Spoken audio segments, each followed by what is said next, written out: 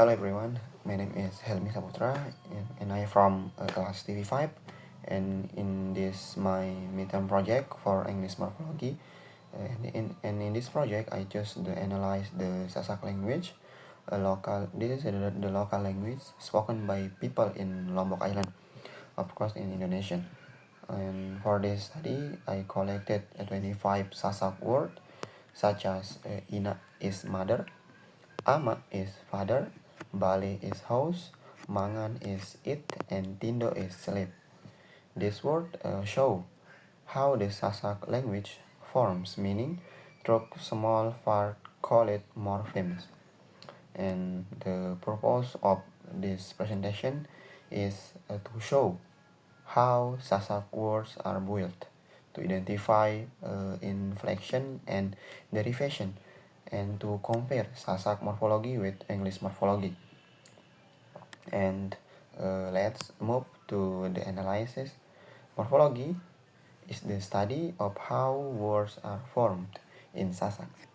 Many words are made by adding prefixes or suffixes to a base word. For the example is ma plus ngan or mangan, it's mean eat, and mi plus nam, minam, it's mean drink, and tindo plus an, tindoan, it's mean sleeping place. And in this way, we can see that the Sasak language use bound morphemes like ma, mi, and an to change or extend the meaning of root words. And now let's talk about inflection and derivation. The first one is inflection. In Sasak is used to show possession or definiteness, but it doesn't change the word class.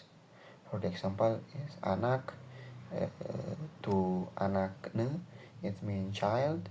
Ina to inakku, it means mother. And sayang to sayangku, it means love.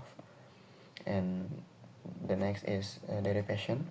On the other hand, creates new meanings or new word classes.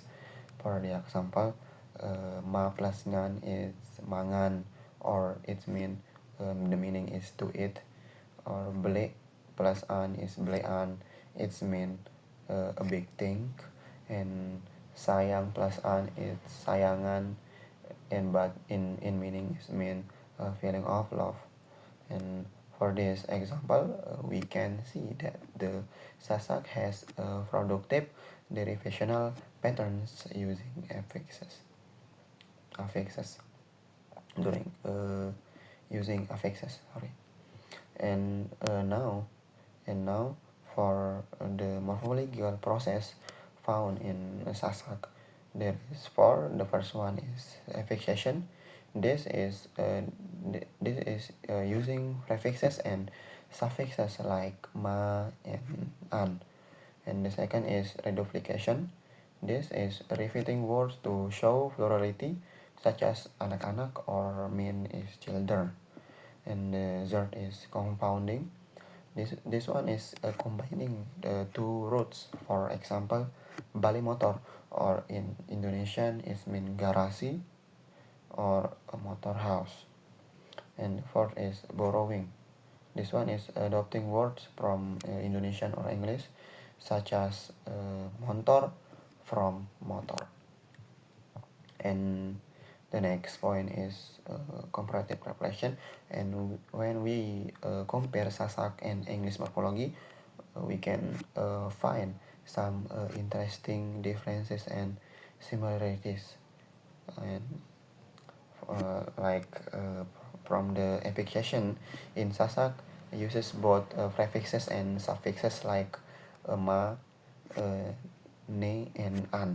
But in English, mostly suffixes like s, ed, and ink. And the next is reduplication. In Sasak is common for pluralization, like for example is anak-anak, or it means children, but in English is rare. It's rare in English. and the next is compounding. It's common in Sasak, for example, is balai motor, and it's common too in English, for example, is blackboard. And the next is borrowing. In Sasak language, many from Indonesian or English, but in English, it's also many from Latin or French. So both languages use affixation and compounding, but reduplication is unique in Sasak. And now about the challenges I found during the analysis.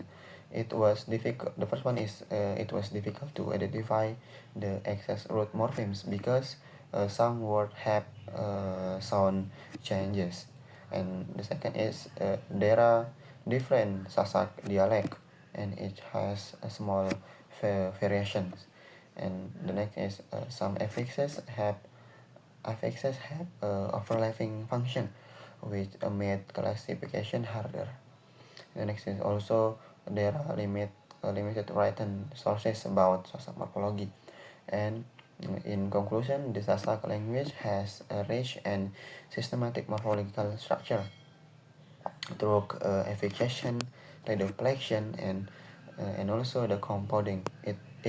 It found many new words while keeping its local identify. And this study showed that every local language in Indonesia, including Sasak, has its own beauty and complexity that deserves to be preserved and studied. Thank you for listening to my presentation. Thank you very much, and good night, and assalamualaikum warahmatullahi wabarakatuh.